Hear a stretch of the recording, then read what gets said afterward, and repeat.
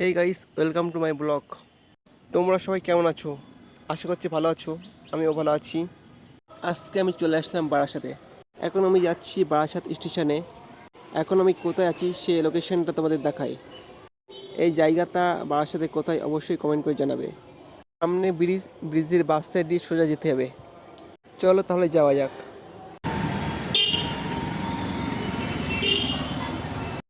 আমি এখন ব্রিজের বাস সাইড দিয়ে যাচ্ছি। স্টেশনে পায়ে হেঁটে যেতে 3 মিনিট সময় লাগে।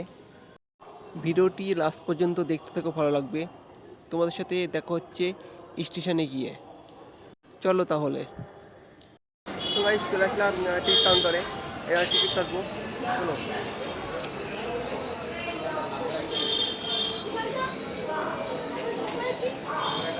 মশলা দেবো একটা। 10 টাকা দাও। আমার কাছে 100 টাকার নোট ছিল। এ দাদার কাছে ঠিকগুলো নেই। আমাকে বললো এই দাদার কাছে যেতে। দাদা মশলা দেবো একটা।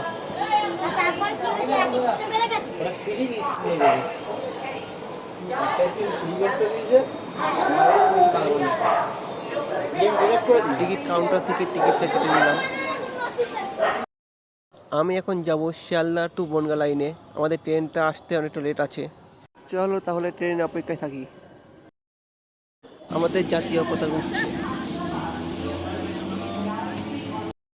এই ট্রেনটি হাসনাবাদের দিক থেকে এসে শিয়ালদা যাচ্ছে।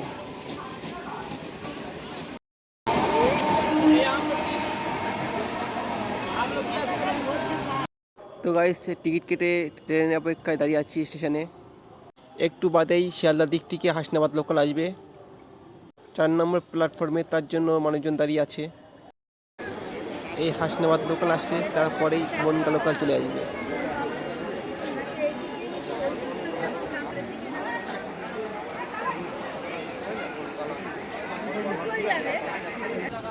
তো গাইস, অনেকক্ষণ অপেক্ষা করার পরে বনগাঁ লোকাল চলে আসলো। তার ভিডিও আমি করতে পারিনি অনেকটা ভিড় থাকার কারণে। এই বনগাঁ লোকাল সবসময় ভিড় থাকে। তোমাদেরকে একটু দেখায় কতটা ভিড়, কত মানুষজনের ভিড় দেখো।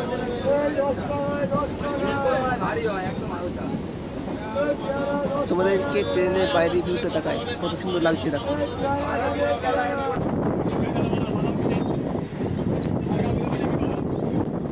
এটা হচ্ছে হাবড়া স্টেশন।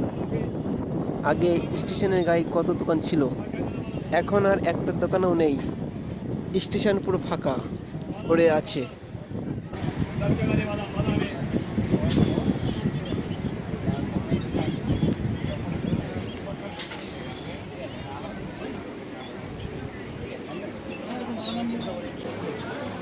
ট্রেন হাবড়া স্টেশনে দাঁড়ালো।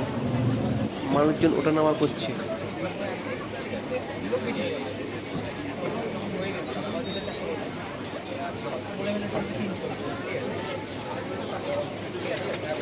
তো গাইস, মসলন্দপুর 2 নম্বর প্ল্যাটফর্মে নেমে পড়লাম।